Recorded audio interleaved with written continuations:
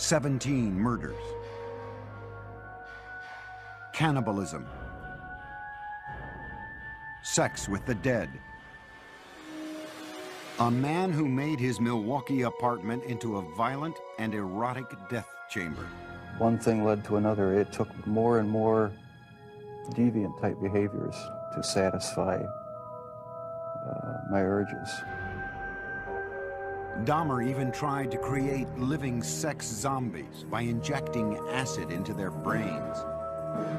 Jeffrey Dahmer, it seemed, was as close to raw evil as the world had ever known. Jeffrey thought he was the devil. Jeffrey thought he was so evil that he was equal to the devil.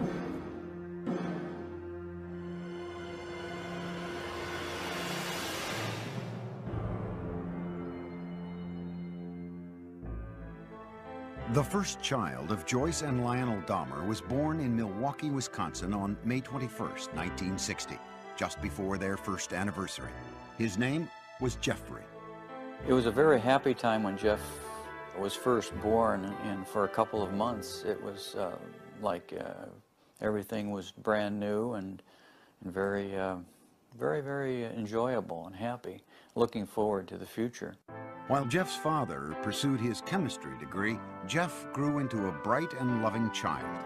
He was very exuberant. He liked to wrestle. He liked to run around and ham it up for the camera. And he liked to play with kids. He liked to get together with them. And he was very outgoing. Jeff was also an extremely curious child. He seemed to want to play with things and feel things and get to know their texture, and he seemed to be very much in tune with what's around him. He just wanted to know what was going on. He had a fascination with animals as a youngster. Once, 4-year-old Jeff watched his father collect the bones of small animals that had died under the house. I brought him out, put him in a metal pail just to collect them all in one place, and they dropped in with sort of a clanking noise, and Jeff seemed kind of interested in that noise, and he took a hold and let them drop down in too. You know, in retrospect, everything looks grim and dark and sinister. You know, like, could that be the start of something evil? Well, I have to admit, it's simply just the curiosity of a child. Lionel finished his schooling with a PhD in chemistry. The family moved to Ohio, relocating 3 times before settling down on a nearly 2-acre wooded lot in the town of Bath, an hour's drive south of Cleveland. It was then that Lionel began to notice the previously gregarious Jeff had become shy and withdrawn. He did seem to be awkward socially and just didn't feel comfortable. To take his mind off the move, 7-year-old Jeff was given a dog, Frisky, whom he loved dearly. With people that he knew or his new pet, the next-door neighbor boy, he was very relaxed. But there was this shyness and feeling of inferiority that we were concerned about at that time. What the Dahmers thought their son needed was to feel more involved, so they let Jeff choose the name of their second son. Jeff named his brother David. Lionel also encouraged his son to participate in activities that would include contact with other kids.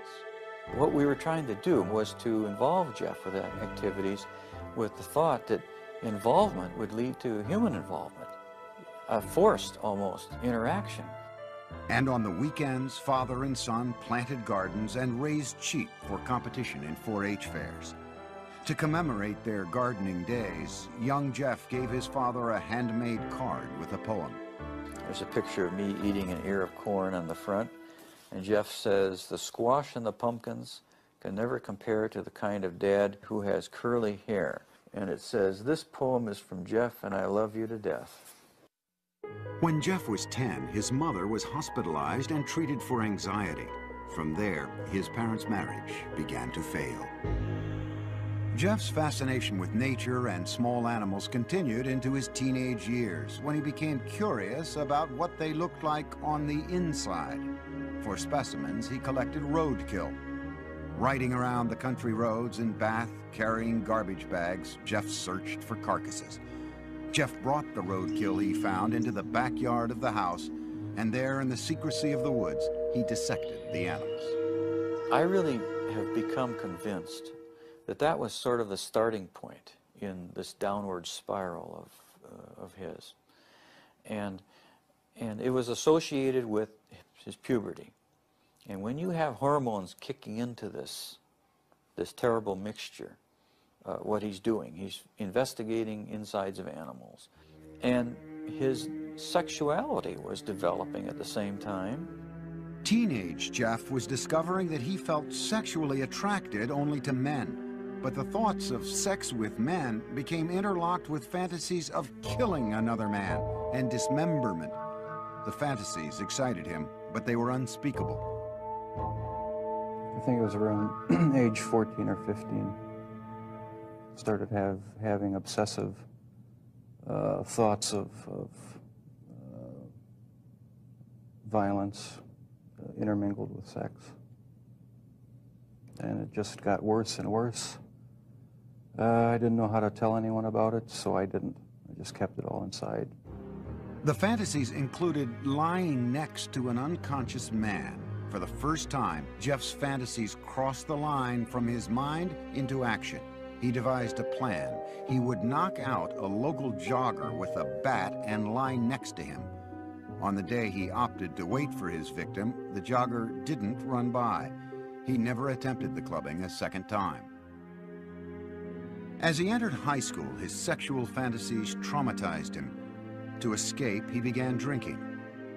On the way to classes in the morning, he would fill up a cup with hard liquor at a friend's house. And I remember sitting next to him in a first period, I believe, history class, and he had a styrofoam cup of scotch, I believe it was scotch. I remember saying, "Jeff, what is that?" And he threw his head back and he shook it and he said, "It's my medicine." But clearly he was getting drunk at 8 o'clock in the morning. At home, Jeff was watching his parents' marriage dissolve. When their bickering escalated to open fighting, he retreated to the forested backyard, slapping tree trunks with sticks. I'd leave the house, go out in the woods and sulk, brooding, wondering why they had to have such a rough relationship. He remained aloof with few interests and no close friendships, but he still seemed to have a sense of humor. On the high school tennis team, Jeff spent most of his time goofing around rather than playing a serious game. But more often than not, the jokes were at Jeff's expense. He gained a reputation as the class clown. Acting out in a bizarre or unexpected manner became known at his school as, quote, doing a Dahmer. All of a sudden you'd be walking down the hall and you'd hear someone yelling and hollering and running through the hallway, and it's Jeff Dahmer in the middle of the day, running, flapping his arms, yelling, hurricane drill, everybody hide. At one point, Jeff collected money from classmates in exchange for a show at the mall. And a woman is handing out samples of sunflower seeds, and Jeff is taking one and then another and being very polite like he always was, and then just spits them out all over the place and starts yelling at the top of his lungs, "I'm allergic, I'm allergic, I'm allergic," and runs away. During his junior year, Jeff went along on a school-sponsored trip to Washington, D.C. And Jeff said, "I have an idea, let's go see the vice president." And we sort of all laughed and said, "Yes, sure, the vice president." Jeff went to a payphone. When he returned, he announced that they would be seen in the office of Vice President Walter Mondale in 2 hours. He had explained that we were high school students from Ohio working on our school newspaper, and we were in town for a week, and could we come and talk to someone in the vice president's office? His slick talking worked. Dahmer had gotten his classmates inside the executive office building to meet with Mondale. In the classroom, Jeff was something of a model student. Very polite to adults, dressed very nice, very respectful to teachers. Did his work. He could be an A student if he wanted to. Other times he would fail a class because he had no interest. He could be very polite with very good manners, yes sir, no sir, when he spoke with teachers. He was perfecting his ability to fool authority figures. But as time went on, Jeff became less interested in his performance at school. No one really knew what was going on in his mind. He didn't open up to anybody. He didn't have any close friends. And he had really slipped away from his social life the older we got in high school. At the school near Bath, Ohio, Jeffrey remained an alcoholic outcast. His behavior was the subject of mockery from other students. I don't think he connected, he didn't engage with people. So if you don't engage with people, then you, give and take of conversation and feelings, then you end up internalizing a lot. You fantasize a lot. And then the next step is to think that some of those fantasies may be real. A step Jeff was ready to make. He would kill his first victim just after high school graduation. For Jeffrey Dahmer, the summer of 1978 started with high school graduation. It would be downhill from there. His parents, after years of open and bitter fighting, divorced.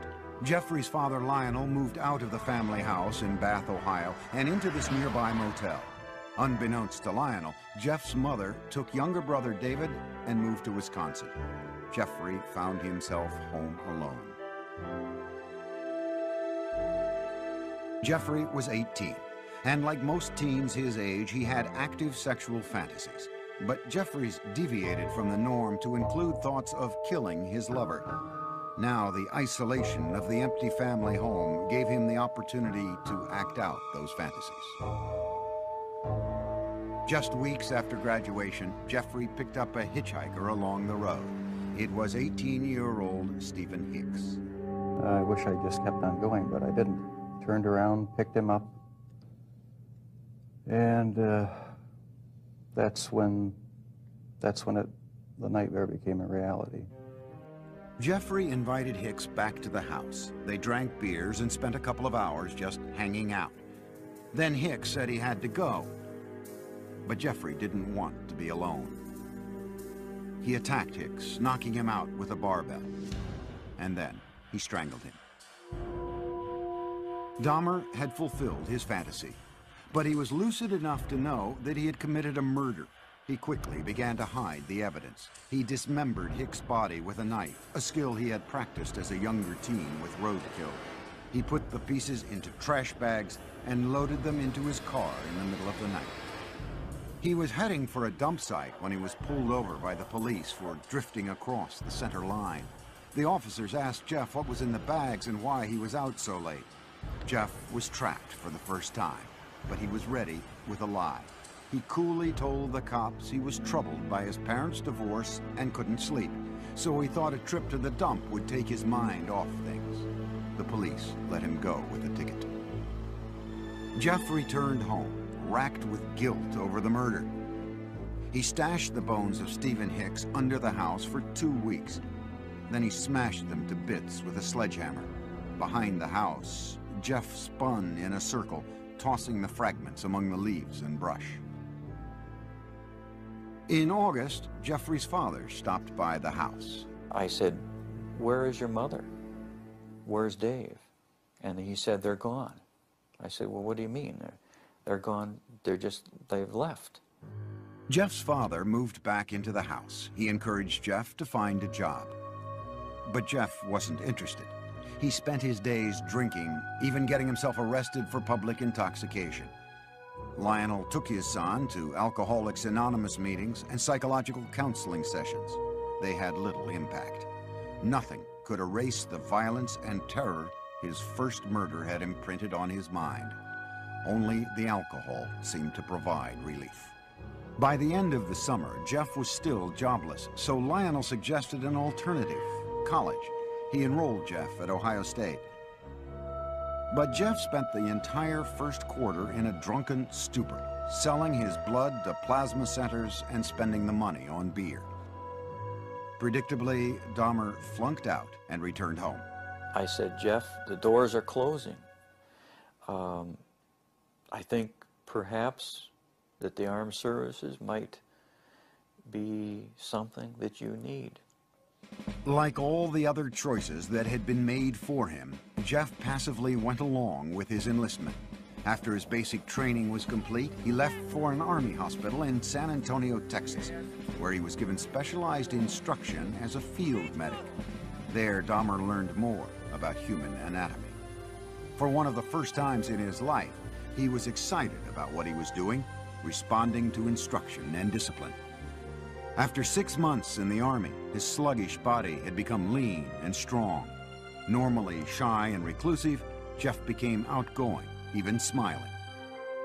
But the mood swing was temporary.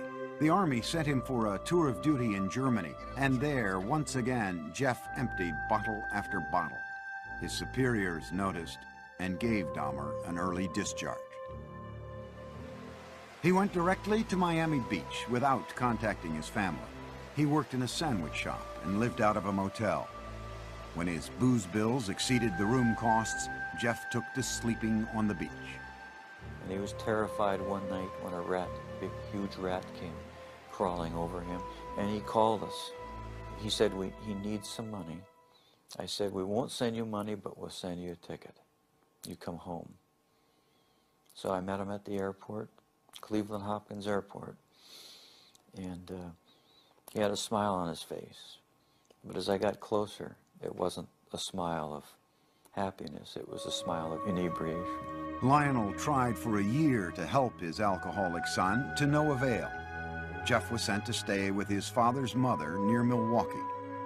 There, he seemed to find some stability at last, making a concentrated effort to turn his life around. He stopped drinking, went to church with his grandmother, and he fought what he believed were immoral homosexual urges, which eventually led to his inescapable fantasies about murder. Dahmer even found jobs, first at a blood bank and then working nights as a chocolate mixer in a candy factory. But the lifestyle of church-going and right living, as he called it, didn't last. After 3 quiet years in his grandmother's home, Jeff came face to face with his fears. At the library, a man handed him a note offering sexual favors. Dahmer declined, but he would later say the note was a turning point. It awakened sexual desires deep inside him. Specifically, he wanted the submissive company of another male. He wanted someone to fulfill his sexual needs, but he didn't want to be burdened by anyone else's needs. Jeffrey started with a perfectly submissive partner. He stole a store window mannequin. He kept the plastic man in his closet, bringing it out to masturbate onto until his grandmother found it and insisted he get rid of it. On his free nights, Jeffrey began exploring gay life in Milwaukee, browsing through porn shops and going to bathhouses. The bath clubs catered mostly to men seeking anonymous sex. To make his partners there submissive, Jeffrey gave them drinks laced with sleeping pills. When they fell unconscious, he would lie down next to them, listening to the sounds of their bodies, their heartbeats, their stomachs. But the drugging experiments ended when one man overdosed and spent a week in the hospital. Jeff was asked never to return to the club. But he then discovered the gay bars and discos of Milwaukee. These would become the killer's favorite hunting grounds.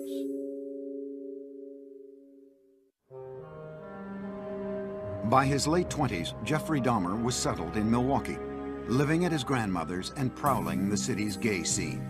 No one suspected that this reclusive loner with boyish good looks was on his way to becoming a psychopathic serial killer.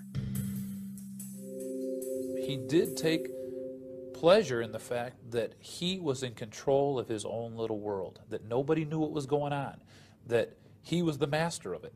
Dahmer could fit in with any group, and you wouldn't say, oh, he must be crazy, or he must be a killer. That's why he was so successful. He was not a repulsive individual.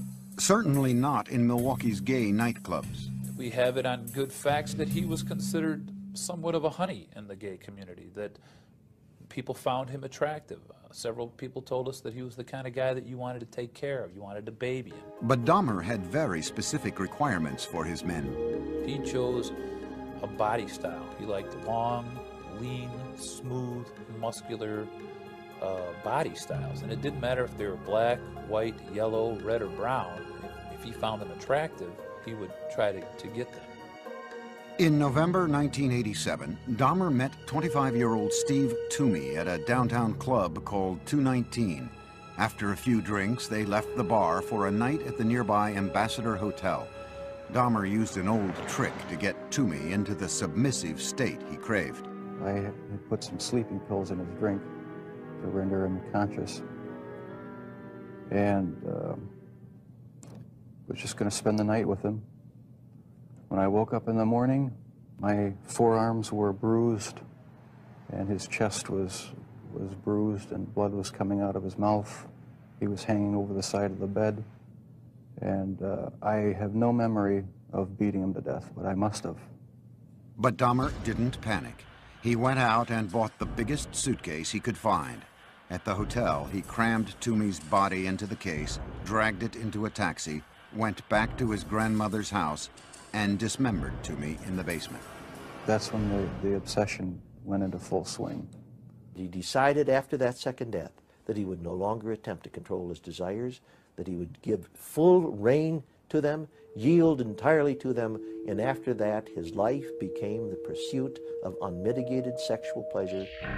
Dahmer now decided to pursue his fantasies of ultimate control.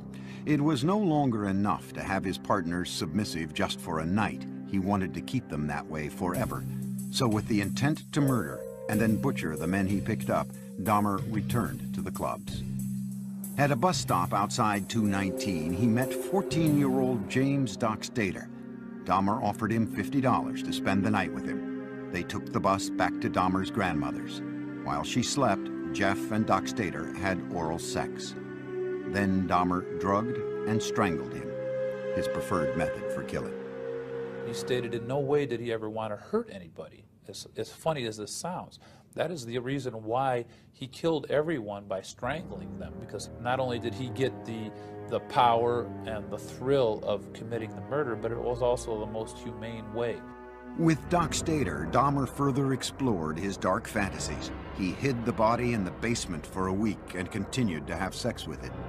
Most serial killers are sexual deviants who are social and psychological sociopaths and sexual paths who kill people for their own sexual gratification. Dahmer's was different than that. He was a true necrophiliac. He was trying to have sex with an unconscious or dead person. Once James Doc Stater began to decay, Dahmer dismembered him in the basement near a floor drain, just as he had with Toomey. Dahmer was now drinking heavily again, especially on the nights he'd planned to murder. By the time he killed, he would be stone drunk. He drank because his conscience was so strong.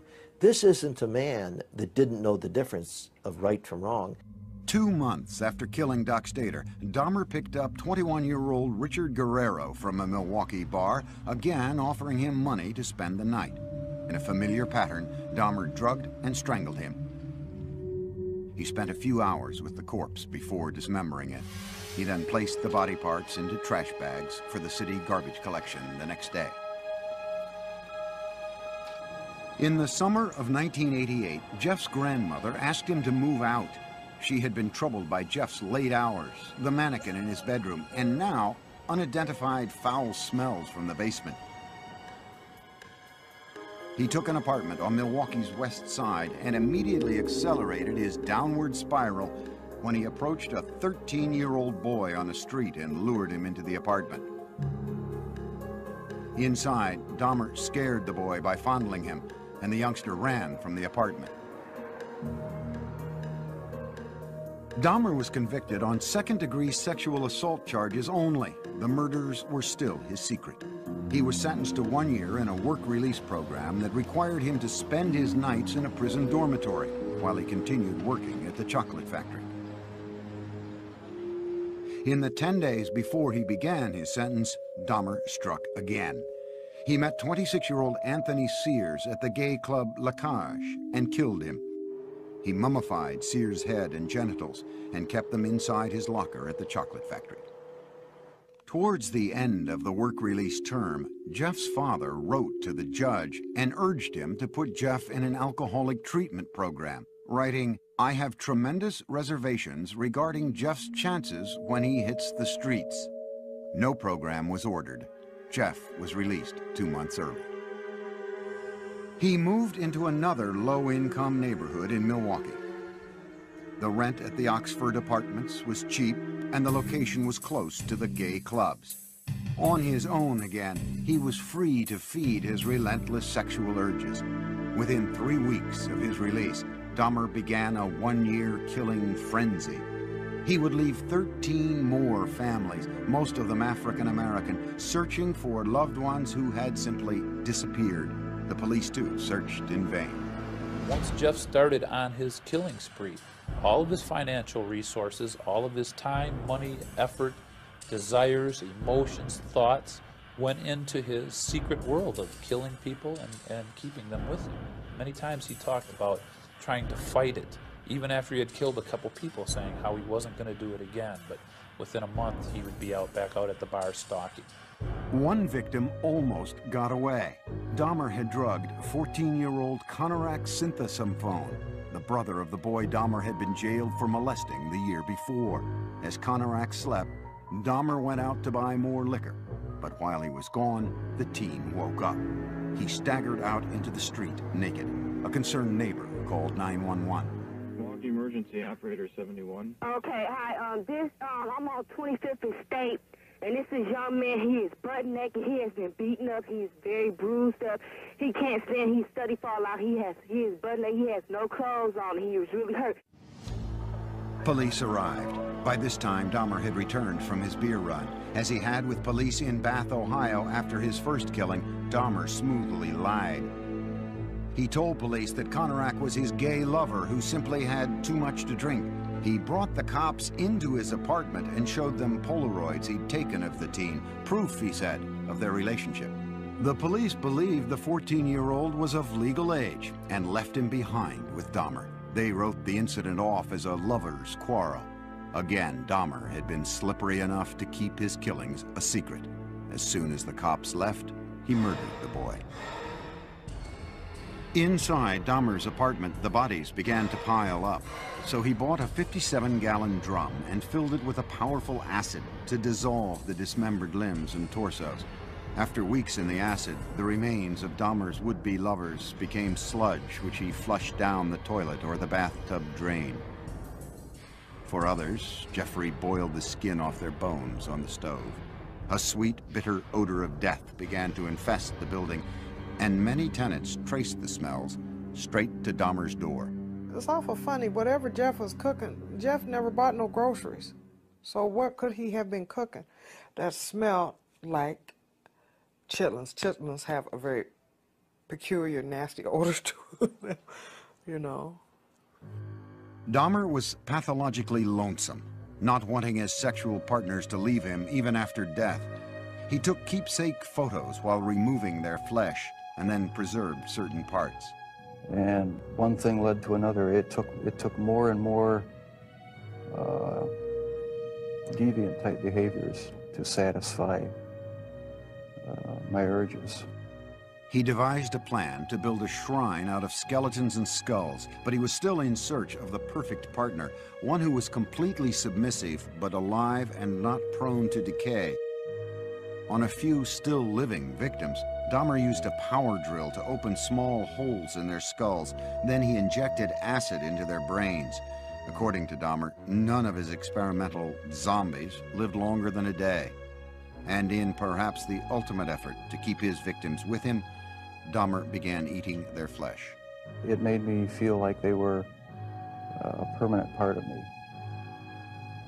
Besides the just mere curiosity of what it would be like, it made them feel that they were a part of me, and it gave me a sexual satisfaction to do that. Throughout this year of ruthless killing, Dahmer still appeared outwardly normal. In this video, taken at his grandmother's house on Thanksgiving, Dahmer talked calmly with his father. Well, you're looking good. Grandma was saying that she thought that you got quite a bit thinner, but you look fit. I don't know. Well, I've been surviving mostly on McDonald's food. It's just so much easier just to pop into a restaurant. But yeah, like I've said before, it gets too expensive, and It does. I have to start eating at home more. It's amazing how he could sit there and appear like he's, you know, clean cut, nice jacket on, and talking very hopefully about his job, intelligent. It's amazing how much a human being can hide from another human being. But careful as he was, Jeffrey Dahmer was about to run out of good lies. In July 1991, the city of Milwaukee discovered a serial killer, 31-year-old Jeffrey Dahmer. One man, Tracy Edwards, had managed to escape from the horrors of Dahmer's apartment and flag down a passing patrol car. When the officers entered the apartment, they found 83 Polaroids of bodies in various stages of dismemberment. There were more shocking discoveries in the kitchen. There were 4 fully enfleshed skulls still there, sitting in a refrigerator. One of the officers said he opened the icebox. He heard a scream. It was only later that he realized that it was he himself who had screamed. TV news cameras rolled as what was left of the victims was carried out. The 57-gallon drum filled with the torsos of 3 men. A freezer with dismembered limbs and flesh. Metal cooking pots with mummified hands and genitals. This time, there was no lie Dahmer could tell to save himself. He was walking in a pretty defeated manner. His shoulders were hunched, his head was down, he was sweating profusely. He kind of had a faint, kind of a whining, like a baby crying noise about him. At the police station, detectives began a marathon interview with the suspected killer. Dahmer at first blamed the booze instead of himself, saying he wouldn't have been caught if he hadn't been so drunk. But Dahmer was now clearly scared. The look of terror and almost hysteria that he had on his face in the interrogation room that first night as he was coming down off the alcohol and finally realizing that the gig was up. He was caught. He did cry several times. He went into a rage. Besides asking to kill himself, he stood up and pounced around a couple times. Once Dahmer sobered up, no one could guess at the gruesome details to follow. He made this statement: when I tell you what I'm going to tell you, you're going to be famous. And I tried to say, look, Jeff, there's nothing that you can tell me that is going to freak me out. And he laughed at that. He said, you don't know what I've done. Dahmer spent the next 6 weeks with the detectives, recounting the murders of 17 men, a 159-page confession. It seemed cathartic to Dahmer to finally get the deeds of the last 13 years off his chest. With the information from his confession, investigators went back to Dahmer's childhood home in Bath, Ohio. They raked up the shattered bones of Stephen Hicks, Dahmer's first victim. The Milwaukee County coroner started matching skulls with torsos, and the police began the sad task of notifying families. Dahmer pleaded guilty but insane. The issue of his sanity would be the sole question before the jury. You know immediately that it's going to be probably an insanity defense. What can you argue? You can't claim self-defense. You can't say you don't know how those bodies got there. Wisconsin had no death penalty, so if the jury found him sane, he would spend the rest of his life in prison. If they found him insane, he would be imprisoned in a mental facility. Dahmer himself couldn't understand why he enjoyed fantasizing about murder. Jeffrey thought he was the devil. Jeffrey thought he was so evil that he was equal to the devil. And he knew there was something wrong with him, but he didn't know what it was, but he never categorized himself as being insane. The man who entered the Milwaukee County courtroom in January 1992 appeared completely normal until the words of his confession were read in court by Lieutenant Dennis Murphy. He related this was a person he really liked. He indicated that he had filleted his heart and kept it in the freezer, and he also kept his bicep. He indicated that he had eaten the thigh muscle of this subject, but it was so tough he could hardly chew it.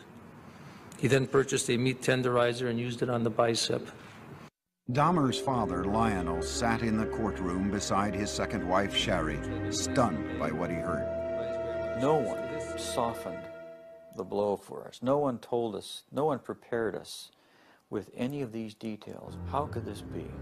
How could I have not known about it? Dahmer's crimes seemed to be devastating proof of insanity. What else could explain the actions of a man who had sex with the dead, dismembered their bodies, preserved their skulls, and ate their flesh, all for sexual gratification? But the law has a very strict interpretation of insanity. Dahmer's defense team had to prove two things. One, that he indeed suffered from a mental disease, and that it kept him from knowing right from wrong. Necrophilia, a compulsion to have sex with the dead, is recognized as a sexual disorder, but it does not make one legally insane. He argued that the necrophilic drive was such that he could not control it. But we don't accept that in the United States as a defense, no more than we accept a pedophilic drive of the man who wants to have sex with children. Ladies and gentlemen of the jury, I understand you have arrived at verdicts in this manner. In a 10-2 decision, the jury found Jeffrey Dahmer legally sane. Some relatives of Dahmer's victims sat quietly in court, others cried. Prior to his sentencing, they were allowed to express themselves before the judge. Jeffrey, I hate you! I hate you! Nothing's under control! Don't Jeffrey, I'll kill you! I can't be motherfucker! I can kill you! What's your name, Pat? I can kill you! Once order was restored, Dahmer spoke publicly for the first time. I feel so bad for what I did to those poor families, and I understand their rightful hate. I have seen their tears, and if I could give my life right now to bring their loved ones back, I would do it. I am so very sorry. Many questioned the emotional depth of Dahmer's apology, whether a man who killed so routinely had the conscience to feel remorse. The judge sentenced Dahmer to a 937-year prison term, but it would last only a few tormented years.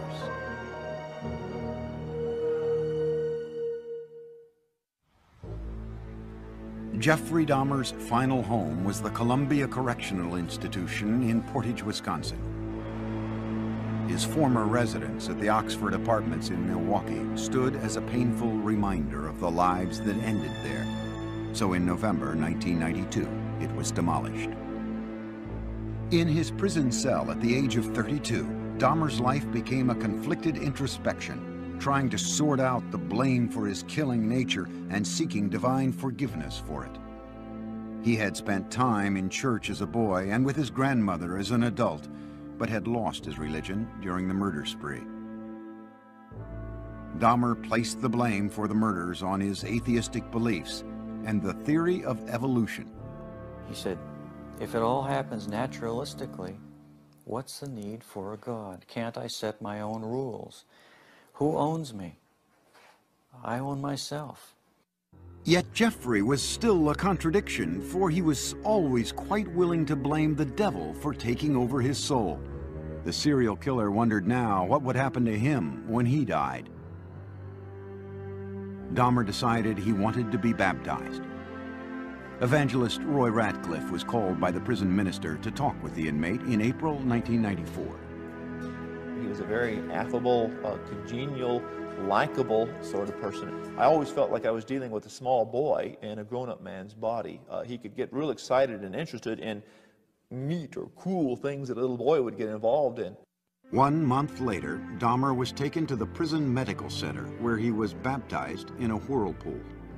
On the way, we walked by other prisoners who were coming by with mops and brooms and various cleaning devices, and they looked up, and the only one they saw whom they recognized was Jeff, and so they called out in a very friendly, banter, "Hey, JD, how's it going?" And he called back, "I'm going to be baptized, this is great." Dahmer appeared to be making a remarkable transformation in prison. He would ask questions. He would say, but wait, what about this? What about that? So uncharacteristic of the earlier years. Go back to senior year in high school, you wouldn't get any of that. He was so interactive and so concerned about our welfare. You know, he was reaching out. He was rehumanizing. But those dark, haunted fantasies remained with Dahmer. I'll probably have to live with it for the rest of my life. I wish it would go away. I wish there was some way to completely get rid of the compulsive thoughts, the feelings. Dahmer got another reminder of his past when he was visited by Teresa Smith. Jeffrey had killed her brother, Eddie. First thing when he did when he came in is apologize for killing my brother. I asked him why my brother, and he said he seen the way he danced, you know, and he liked the way he looked, and he said I was just attracted to him. He said he had strangled him, and then he was trying some new experiment or something with preserving the skull and the body and whatever, and it didn't work. So he had to destroy him. Dahmer had spent his entire adult life as the predator. But now in prison, he became the prey. The notorious serial killer was a target for other inmates. In August 1994, he was attacked in the prison chapel with a crudely fashioned knife. He survived. But on November 29, 1994, inmate Christopher Scarver, who called himself Christ, bludgeoned Dahmer with a metal rod from the prison gym. Dahmer died on the way to the hospital. Among his last wishes, Dahmer had asked to be cremated. His ashes were split between his mother and father. There are statements in his will and testament that say, I don't want a marker, I don't want a grave, I don't want a funeral, I don't want any kind of... He's saying, I want to be wiped out. But the horrible questions that his life of killing posed do continue, and they defy answers. There's a mystery of mysteries that will never be solved. Even if he lived, I don't know that what he was all about would ever be solved, except maybes. It's hard when there's no explanations. Sure, there were red flags in Jeff's life, but no one knew about him. He was so secretive and so careful.